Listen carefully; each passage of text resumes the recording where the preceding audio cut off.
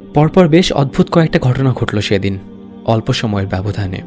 তবে ঘটনাগুলো থেকে কোনো উপসংহার টানার মতো বয়স ছিল না আমার। বেশ ছোট ছিলাম, ক্লাস 3 বা 4-এ পড়ি কেবল। নদীর ধারেই ছিল আমাদের school, high school primary school পাশাপাশি, কমন মাঠ। মনে আছে সেদিন বাতাস হচ্ছিল ব্যাপক। একটা বাবলা গাছের নিচে দাঁড়িয়ে আমি দেখলাম হাই স্কুলের মেয়েদের কমন রুমের বারান্দায় দাঁড়িয়ে আছে শিউলি আপা, একটু উসখুস করছে। হঠাৎ করে মাটি ফুঁড়েই যেন উদয় হলো হাসান ভাই, আমাদের এলাকার স্ট্রাইক বোলার। সে সময়ের ক্রেজ শোয়েব আক্তারের মতো বোলিং অ্যাকশন, প্রথম ওভারে একটা বোল্ড আউট করবেই করবে। হাসান ভাইকে দেখে অবাক হয়ে গেলাম। স্কুলে তার কাজ কি? সে তো স্কুল পাশ দিয়ে ফেলেছে। হাসান ভাই শিউলি আপার দিকে এগিয়ে গেল, ম্যাজিকের মতো শিউলি আপার হাতে একটা ট্রাভেল ব্যাগ বের হয়ে আসতে দেখলাম। হাসান ভাই ব্যাগটা নিয়ে দৌড় দিল। বল ছোড়ার আগে রান আপ নেবার সময় যে স্পিডে দৌড়াতো তার চাইতে বেশি জোরে। দেখলাম ব্যাগ নিয়ে সে দৌড়ে স্কুলের পেছনের রাস্তায় চলে গেল। সেখান থেকে তার সঙ্গে যোগ দিল আপন ভাই। তারপর তারা কি করলো, কোথায় গেল তার খেয়াল করিনি। স্কুলের একটা নতুন লাইব্রেরি হচ্ছে, সেটা নিয়েই বেশ উত্তেজিত ছিলাম আমরা। লাইব্রেরি আলোচনায় মজে গেলাম। এরপর ক্লাসের ঘন্টা পড়ল। স্কুল ছুটির পর বাসায় ফিরে ভাত খাচ্ছি, আমি, আমার বোন, আম্মু। আকাশ কালো হয়ে বৃষ্টি ঝরছে ঘণ্টাখানেক। এখন বৃষ্টিটা ধরে আসলেও মাঝে মাঝে মেঘ গর্জন করে জানান দিয়েছে, আরে আমি আছি, যাই নাই এখনো। দক্ষিণ দিকে দরজাটা খোলাই ছিল। সে দরজায় উদয় হলো ভীষণ দুঃখিত এক মূর্তি। মনে হচ্ছে দুনিয়ার সব দুঃখ সিন্দাবাদের ভূতের মতো তার উপর এসে ভর করেছে। আম্মাজান, আমার মেয়েটা কোথায় বলতে পারিস? ওকে খুঁজে পাচ্ছি না। বুক ফাটা আর্তনাদ করে আমার বোনকে প্রশ্ন করল লোকটা। আরে এই যে বকুল কাকু, শিউলি আপার বাবা। ভর দুপুর, কিন্তু মেঘ আর বৃষ্টির কারণে সন্ধ্যার মতো মনে হচ্ছে। বিদ্যুৎ চমকের আলো আধারিতে আমাদের দরজায় দাঁড়ানো পৃথিবীর সব হারিয়ে ফেলা এক পিতা, তার অসহায় আর্তনাদ। এ দৃশ্যের কথা আমি ভুলতে পারিনি। সেই ঘটনার পর বহু বছর পেরিয়ে গেছে। সময়ের প্রলেপে সব ক্ষতই সেরে ওঠে, কিন্তু এই দৃশ্য, সেই বুক চেরা আর্তনাদের স্মৃতি এখনও বিষণ্ণতায় ভোগায় আমাকে। দম ফেলার সময় নেই এমন কর্মব্যস্ত দিনে উদ্যমহীন করে ফেলে। শিউলি আপাকে নাকি খুঁজে পাওয়া যাচ্ছে না। স্কুল থেকে বাসায় ফেরেনি। আলমারি থেকে জামা কাপড় সোনার গহনা সব মিসিং। আপন ভাইয়ের সাথে শিউলি আপার প্রেম ওপেন সিক্রেট। এটা পাড়ার যে কোনো ছাগলকে জিজ্ঞেস করলেও কাঁঠালের পাতা চিবানোর ফাঁকে ফাঁকে সে বিস্তারিত বলে দিতে পারবে। কাজেই দুয়ে দুয়ে চার মেলানো আর কঠিন কাজ ছিল না। আম্মু আর আপুর পরামর্শে আমাদের বাসার কাছে শিউলি আপুর অন্য এক বান্ধবী টিনা, তার বাসায় গেল বকুল কাকু। তার পিছু পিছু গেল হাউমাউ করে কাঁদতে থাকা কাকি। পরে জেনেছিলাম সেই বাসাতেই লুকিয়েছে শিউলি আপা। টিনা আপা আর তার পরিবার বকুল কাকাকে মিথ্যা বলল। সেখানেও খুঁজে না পেয়ে বকুল কাকু পাগলের মতো হয়ে যায়।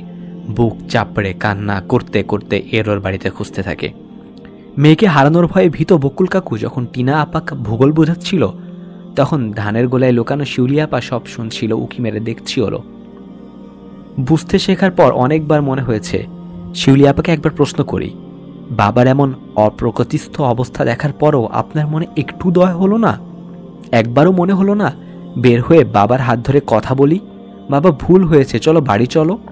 বাবার এত ভালোবাসা, এত মায়া, এত মমতার কি কোনো দাম নেই? প্রেম কি এতটাই অন্ধ? ডেমরা স্টাফ কোয়ার্টার মোড়, সন্ধ্যা। রাস্তায় পড়ে আছে 19-এ পা দেওয়া এক তরুণী। শরীর থেকে রক্তক্ষরণ হচ্ছে, উঠে দাঁড়াতেও পারছে না। কাতর কণ্ঠে সাহায্য চাইল পথচারীদের কাছে। একজন তাকে নিয়ে গেল হসপিটালে। হঠাৎ করেই দুনিয়ার নির্মম কুৎসিত দিকটা উন্মোচিত হয়ে গেছে তার সামনে।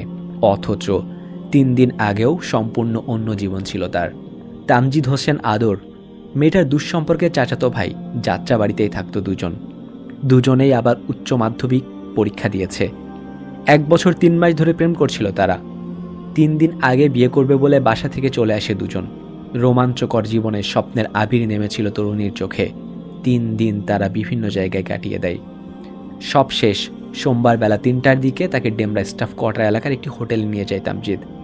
হোটেল রুমটিতে আগে থেকে অপেক্ষা করছিল আরও 3 জন। প্রেমিক তামজিদ আশ্বস্ত করে ওরা বিয়ের সাক্ষী হতে এসেছে, যান। নিশ্চিত হয় সে। কিন্তু তারপর নরক নেমে আসে হোটেলের সেই রুমে। ওরা 4 জন মিলে ধর্ষণ করে তাকে। এক পর্যায়ে ভয় দেখায়, কাউকে কিছু জানালে জানে মেরে ফেলবে, আর তোর নগ্ন ছবিও ছড়িয়ে দেওয়া হবে। ধর্ষিত, প্রতারিত, মৃত্যু ভয়ে ভীত তরুণী কাউকে কিছু জানাবে না বলে আশ্বস্ত করলে ছেড়ে দেওয়া হয়। খোঁড়াতে খোঁড়াতে বাইরে এসে রাস্তায় পড়ে যায় সে। সিলেট ওসমানীনগর, মোবাইল ফোনে প্রেমের সম্পর্ক, তারপর প্রেমিককে বিয়ে করতে বাড়ি থেকে পালিয়ে যায় 17 বছরের কিশোরী। কিন্তু নির্ধারিত স্থানে গিয়ে দেখে প্রেমিক নেই। হতাশ কিশোরীকে বাড়ি পৌঁছে দেওয়ার নাম করে গ্যারেজে নিয়ে রাতভর ধর্ষণ করে এক সিএনজি চালক। ঘাটাইল উপজেলার গৌরীশ্বর গ্রামের আজকরের ছেলে আল আমিন এর সঙ্গে মোবাইলে প্রেমের সম্পর্ক গড়ে ওঠে এক স্কুল ছাত্রীর। ঈদুল আজহার সময় প্রেমিকের ফোন পেয়ে ওই কিশোরী নানা বাড়ি থেকে তার সঙ্গে ঘাটাইল উপজেলার চ্যাংটা গ্রামে যায়। বিয়ের আশ্বাস দিয়ে একটি বাড়িতে রেখে একটানা 25 দিন ওর সাথে শারীরিক সম্পর্কে লিপ্ত হয় প্রেমিক। এরপর আত্মীয়র বাসায় নিয়ে যাওয়ার কথা বলে কালিহাতী উপজেলার এলেঙ্গা বাসস্ট্যান্ডে আসে। বাসস্ট্যান্ডে আলামিনের বন্ধু, পাচারকারী চক্রের সদস্য, ট্রাক চালক মাছুদের ট্রাকে উঠে তাদের গন্তব্যে রওনা হন। পরদিন ভোর 5টার দিকে একটি ফাঁকা বাড়িতে নিয়ে যাওয়া হয় স্কুল ছাত্রীকে।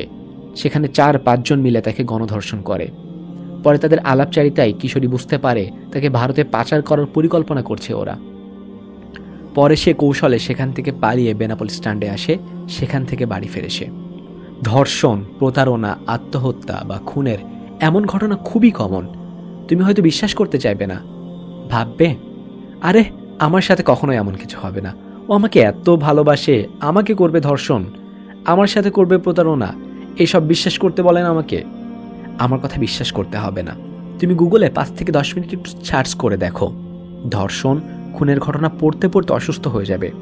ওরা সবাই তোমার মতো উপেক্ষা করেছিল সকল সতর্ক সংকেত।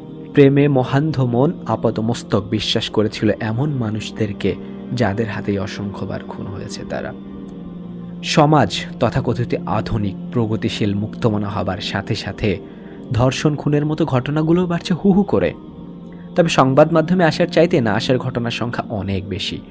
অন্তত বাংলাদেশের প্রেক্ষাপটে আমি ধর্ষিত হয়েছি এটা ঢাকঢোল পিটিয়ে বলতে চান না অনেকেই।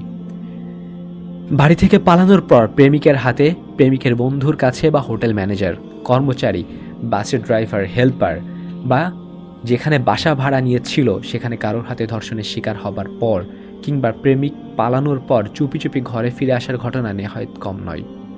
মফস্বল বা গ্রামগুলোতে এসব ঘটনা চাপা না থাকলেও ঢাকা বা অন্যান্য বড় শহরের স্বার্থপর নাগরিক জীবনে এমন অজস্র ঘটনা চাপা পড়ে থাকে। কেউ হয়তো জানছে না, সামাজিকভাবে লজ্জিত, লাঞ্ছিত হতে হচ্ছে না, বিয়েও হয়ে যাচ্ছে, কিন্তু থেকে যাচ্ছে দুঃসহ সব স্মৃতি। সারাটা জীবন তাড়া করে বেড়াচ্ছে, বোবা কান্না, গ্লানিবোধ আর বিষাদ কুড়ে কুড়ে খাচ্ছে বাকি জীবনটা। কেলেঙ্কারির ভয়ে বিচারও চাওয়া হয় না। সবচেয়ে ভয়ঙ্কর দিক হলো ধর্ষণ বা শারীরিক মিলনের ভিডিও করে রাখার ট্রেন্ড। একবার ভিডিও বা ছবি তুলে রাখার পর সেটাতে ব্ল্যাকমেইল করে চলে সিরিজ আকারে ধর্ষণ, গণধর্ষণ। টাকা পয়সা দিয়েও পার পাওয়া যায় না। আর গ্রাম বা মফস্বল হলে কি ভয়ানক অবস্থার মুখোমুখি হতে হয় তা ভুক্তভোগী ছাড়া আর কেউ কল্পনা করতে পারে না। প্রতিনিয়ত প্রতিবেশীদের কাছে অপমানিত ও লাঞ্ছিত হতে হয় পরিবারের সবাইকে। বিয়ে করতে চায় না, পতিতা, বাজারি মেয়ে টাইপের চিরস্থায়ী ট্যাগ লেগে যায়। একটা পরিবার আসলে একদম শেষ হয়ে যায়। ঘরে ফিরে আসলে জীবনে আর ফেরা হয় না। আপু, তুমি হয়তো বুঝতে পারবে না তোমার বাবার কাছে, তোমার ভাইয়ের কাছে তোমার স্থান কোথায়, তোমার জন্য কতটা ভালোবাসা, কতটা স্নেহ, কতটা আবেগ জমানো রয়েছে তাদের বুকে। তোমার এক বিন্দু অসম্মান হবে, তোমাকে নিয়ে কেউ বাজে কথা বলা দূরে থাক, বাজে চিন্তা করবে এটাও তারা মেনে নিতে পারেন না। একজন সত্যিকারের গায়রত সম্পন্ন মুসলিম ভাই বা বাবা তোমার সম্মান রক্ষার জন্য প্রয়োজনে নিজের জীবন পর্যন্ত দিতে পারে। মদিনার এক ইহুদি একজন মুসলিম নারীর সম্মানহানির চেষ্টা করেছিল। শোনার পর রাসূলুল্লাহ সাল্লাল্লাহু আলাইহি ওয়াসাল্লাম ক্রোধে রক্তবর্ণ ধারণ করেন, যুদ্ধের পোশাক পরে যুদ্ধের জন্য প্রস্তুতি নেন। দূর ভারত মহাসাগরের বুকে মুসলিম বোনের সম্মান রক্ষার জন্য 17 বছর বয়সী মোহাম্মদ বিন কাসিম সেনাবাহিনী নিয়ে বেরিয়ে পড়েন। অত্যাচারী শাসক মুতাসিম পর্যন্ত মুসলিম বোনের আহ্বানে সাড়া দিয়ে সুবিশাল বাহিনী পাঠান রোমানদের বিরুদ্ধে। এই নিকট অতীতেই তৃতীয় ওমর নামে পরিচিত মাদ্রাসার এক শিক্ষক ধর্ষিত বোনের সম্মানের প্রতিশোধ নেবার জন্য বেরিয়ে পড়েন ছাত্রদের নিয়ে। বদলে ফেলেন আধুনিক বিশ্বের ইতিহাস। এখনও মেয়ের ধর্ষককে খুন করে থানায় আত্মসমর্পণের মতো ঘটনা ঘটা শোনা যায় মাঝে মাঝে। আর সেই তুমি নিজে জেচে পড়ে তোমার ইজ্জত অন্যের হাতে তুলে দিচ্ছ, অন্যরা তোমাকে ব্যবহার করে ছেড়ে দিচ্ছে, তুমি গুমড়ে গুমড়ে কাঁদছ। তোমার ভিডিও ছবি ঘুরে বেড়াচ্ছে অনলাইনে, পত্রিকার শিরোনাম বা সাম্পাদয়িকতে তোমাকে নিয়ে লেখা হচ্ছে, তোমার বিয়ে হচ্ছে না, তুমি ঝুলে পড়ছো ফ্যানের সাথে। এমন পরিস্থিতিতে তাদের অবস্থাটা কি হয় একবার চিন্তা করো। তোমার বাবার কলিগ, তোমার পাশের বাসার আন্টি, ওরা কি তোমার আব্বু আম্মুকে স্বাভাবিক জীবনযাপন করতে দেবে? টিফিনের টাকা বাঁচিয়ে আদরের যেই ভাইটাকে তুমি চকলেট কিনে দিতে, সেই ভাইটা স্কুলে যাবে কিভাবে সেটা কি কখনো ভেবে দেখেছো? কখনো আশেপাশের মানুষজন আড়ালে আবডালে তোমাকে পতিতা হিসেবে সম্বোধন করে? যখন তোমাকে নিয়ে রসালো আলোচনা চলে, তোমার ভাই বা বাবা উপস্থিত হলে সঙ্গে সঙ্গে আলোচনা বদলে ফেলে? কলেজের মধ্যে ছুরি মারা টিটকেরির রহস্যময় হাসি হাসে? যখন তোমার সম্পর্কে অস্বস্তিকর প্রশ্নগুলো করে, তখন তাদের অবস্থা কেমন হয়? কিভাবে সহ্য করে তারা? তুমি এত স্বার্থপর কেন? বাবার প্রতি, ভাইয়ের প্রতি, পরিবারের প্রতি তোমার ভালোবাসা কোথায়? কোন অধিকারে তুমি তাদের ভালোবাসা তুচ্ছ করছো? এতদিন ধরে কোলে পিঠে খেয়ে না খেয়ে তোমাকে মানুষ করেছে তারা। সেই ভালোবাসাকে তুমি কিভাবে অস্বীকার করছো? কোন ভালোবাসা পায়ে ঠেলে কোন ভালোবাসার জন্য ঘর ছাড়ছো তুমি? ভালোবাসার কিছু বোঝো তুমি? ভাইয়া, একবার ভাবো, তোমার বোনের সাথে যদি কেউ এমন করতো, তোমার বোনকে যদি কেউ এভাবে খেয়ে ছেড়ে দিত, বা তোমার মেয়েকে যদি কেউ ব্যবহার করত, তোমার কেমন লাগবে? তুমি মেনে নিতে পারতে? জানোয়ারটাকে খুন করে ফেলতে না? তুমি কি চাইবে তোমার বোন কোনো ছেলের সাথে বিছানায় যাক? তাহলে কিভাবে আরেকজনের আদরের মেয়ে আরেকজনের বোনের সাথে তুমি এমন করার চিন্তা করো? দেখো, তোমাদের এই বয়সটাতে আসলে জগৎ সংসার সম্পর্কে তেমন ধারণা থাকে না। তোমরা ভাবো যে অনেক বড় হয়ে গেছো, অনেক কিছু বুঝে ফেলেছো, কিন্তু আদতে সংসারের অলিগলি সম্পর্কে তোমাদের ধারণা থেকে প্রায় শূন্যের কোঠায়। প্রেম করা আর বিয়ে করে এক ছাদের নিচে থাকা এক জিনিস না। তোমার কি মনে হয় রোমিও জুলিয়েট, লাইলি মজনু ঘর বাঁধার সুযোগ পেলে রূপকথার মতো সুখে শান্তিতে বসবাস করত? বিয়ের 5 বছর পর বা 2 বাচ্চার মা হবার পর বিয়ের আগে প্রেম করা অবস্থায় তারা যেমন জীবনের স্বপ্ন দেখত তেমন জীবনযাপন করতে পারত? আচ্ছা বলো তো, বেশিরভাগ নাটক কিংবা সিনেমা শুধু বিয়ের আগের প্রেম থেকে শুরু করে বিয়ে পর্যন্ত কেন দেখানো হয়? কেন পরের অংশ দেখানো হয় না? একটু খোলাখুলি কথা বলি। সত্য প্রকাশে আসলে লজ্জা করতে হয় না। একে অন্যকে ছাড়া বাঁচবে না, ওকে ছাড়া আমি কাউকে স্বামী বা স্ত্রী হিসেবে মেনে নিতে পারবো না, একদিন না দেখলে পাগলের মতো হয়ে যাওয়া। হালের আতেল সাহিত্যিকরা যাকে তোমাকে দেখার অসুখ হিসেবে ব্যাখ্যা করে, 1 ঘন্টা ইনবক্সে আপডেট না পেলে অস্থির লাগা, এই সব কিছুর পেছনে শরীরের রহস্য একটা বড় ফ্যাক্টর। বিয়ের আগে একজনকে পরিপূর্ণরূপে আসলে পায় না, একটা রহস্য, একটা রোমাঞ্চ থেকেই যায়। বিয়ের পর এই রহস্যের জট আস্তে আস্তে খুলতে থাকে, মাথা ঠান্ডা হয়, কৌতূহল মিটে যায়, সেই সাথে কমতে থাকে আগেকার আবেগ অনুভূতিগুলোর তীব্রতা। পাশাপাশি বিয়ের আগে প্রায় সকল মনোযোগ কেন্দ্রীভূত থাকে একটা ইচ্ছাকে কেন্দ্র করে, ওকে আমার বউ বানাতেই হবে, ওকে আমার স্বামী করতেই হবে। বিয়ের পরে তো ইচ্ছা পূর্ণ হয়ে যায়, শরীরের রহস্য উন্মোচিত, নিজের তীব্র ইচ্ছাও পূর্ণ, মোহ আবেগ কমে যায়, একসময় একেবারেই হারিয়ে যায়। মোহের চশমা খুলে তখন বাস্তবতার চোখে পরিষ্কারভাবে সবকিছু দেখা শুরু হয়। বাসা থেকে পালানোর সময় সঙ্গে করে কিছু টাকা, স্বর্ণের গহনা ইত্যাদি নিয়ে যাবে হয়তো। কোনো বন্ধু, আত্মীয় বা হোটেলে উঠবে। কয়েকদিন পর যখন আত্মীয়ের বাসায় আর থাকা সম্ভব হবে না বা টাকা ফুরিয়ে যাবে, তখন ভালোবাসাটাও আস্তে আস্তে ফুরাতে শুরু করবে। ভাইয়া, প্রেম করার সময় বাপের হোটেলে খেতে তুমি টাকা পয়সা নিয়ে চিন্তা করা লাগতো না। এখন টাকা কমানোর জন্য তোমাকে পরিশ্রম করতে হবে, অনেক অড জব করতে হবে। একদিন হয়তো ভালো লাগবে, 2 দিন হয়তো মনে হবে যে তুমি তোমার ভালোবাসার মানুষের জন্য কষ্ট করছো, আত্মতৃপ্তি আসবে, কিন্তু কিছুদিন পর পরিশ্রমের ধকল সামলাতে পারবে না। আপু, বাসায় থাকতে তুমি হয়তো জীবনেও রান্নাঘরে চৌকাঠে পা রাখোনি, খাবার জন্য হয়তো বিছানা থেকে নামোনি, বিছানাতে খাবার দিয়ে গেছে, তোমাকে এখন কালি ঝুলি মেখে রান্না করা লাগবে, হয়তো বস্তি টাইপের বাসায় থাকা লাগবে, ঘরের সব কাজ করা লাগবে। 1 দিন 2 দিন ভালো লাগলো, বেশি দিন এমন জীবনযাপন সহ্য করতে পারবে না। আমাদের আগে যে লাইফ স্টাইল ছিল, যে খাবার দাবার ছিল, পোশাক পরিচ্ছেদে অভ্যস্ত ছিলে, সেটা আর পাবে না। অনেক অনেক, আরও বলি, অনেক সংগ্রাম করতে হবে।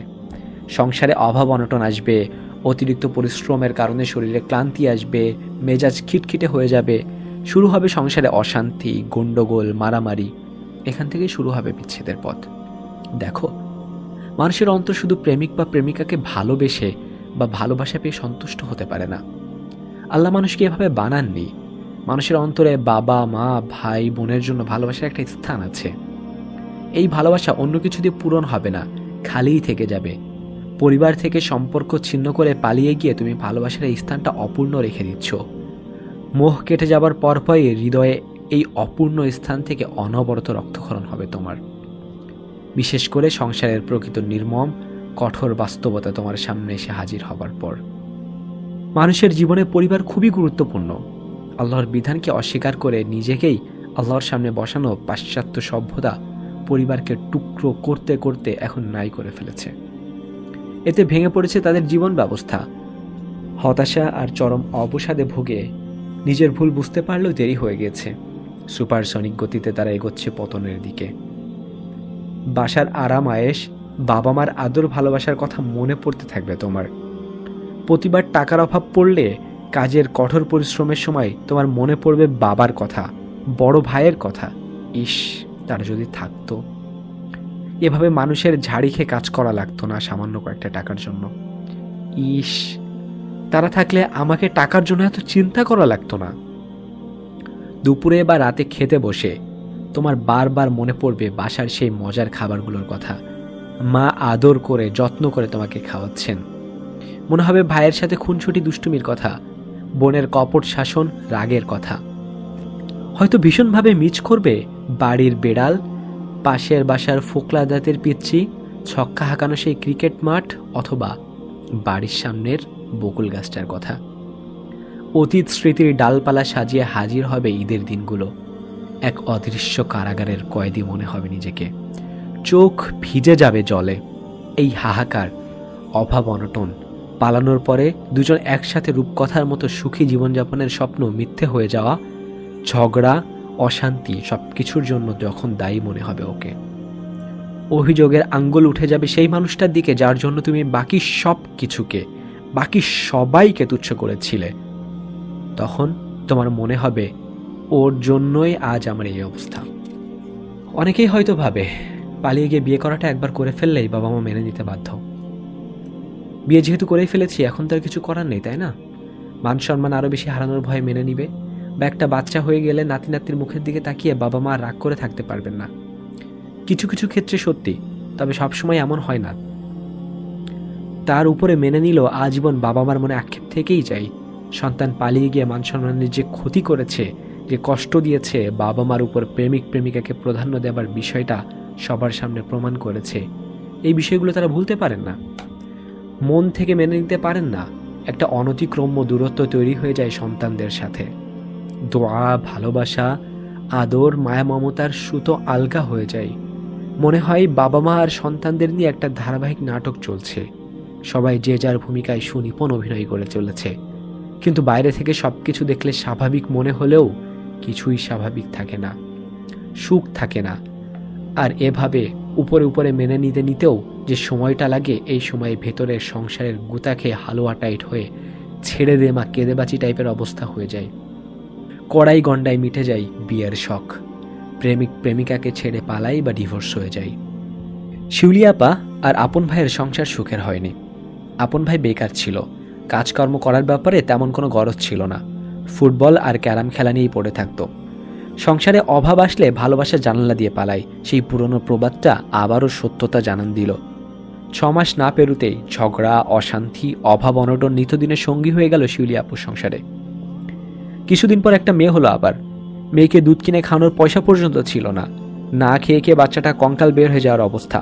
শিউলি আপা অনেক রূপবতী ছিলেন, ওনার অবস্থাও সহ্য করার মতো না। সংসারের কাজের চাপে উপোস আধপেটা খেয়ে খেয়ে বাচ্চা হবার ধাক্কা সামলানোর মতো অবস্থা ছিল না তার শরীরে। শরীর ভেঙে পড়ে, চোখের নিচে জমে চিরস্থায়ী গ্লানির কালি। মেয়ে আর নাতনির অবস্থা দেখে অনিচ্ছা সত্ত্বেও বকুল কাকুরা সাধ্যমতো সাহায্য করতে থাকেন, তবে সুদিন আর ফেরেনি। হতাশায় ভুগে আপন ভাই গাজার নেশায় ডুব দিল। বাপের কাছ থেকে মেয়েকে দুধ কিনে দেবার কথা বলে টাকা নিত, তারপর চিপায় বসে দিন রাত গাঁজা টানত, মাঝে মাঝে বিকেলে মাঠে গিয়ে ফুটবল ছাটাতো। এভাবেই চলল বেশ কয়েক বছর। ততদিন অনেকটা বড় হয়ে গিয়েছি। প্রাইমারি শেষ করে অন্য এলাকার স্কুলে ভর্তি হয়েছি। একদিন খবর পেলাম আপন ভাইয়া হসপিটালে ভর্তি। শিউলি আপার সাথে রাগারাগি করে কীটনাশক খেয়েছে কয়েক বোতল। 3 দিন 2 রাত হসপিটালে ভর্তি ছিল সে। তারপর হসপিটাল থেকে ছুটি মেলে তার, তবে বাড়ি ফেরা হয় নাই।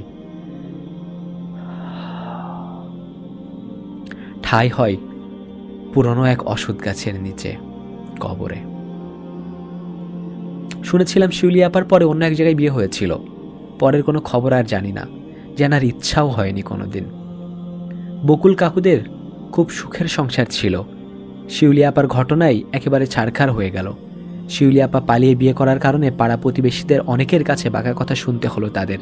গ্রামে যারা থাকেননি তাদের আসলে বলে বোঝানো যাবে না এই ধরনের ঘটনাগুলো কী ধরনের কথা শুনতে হয়।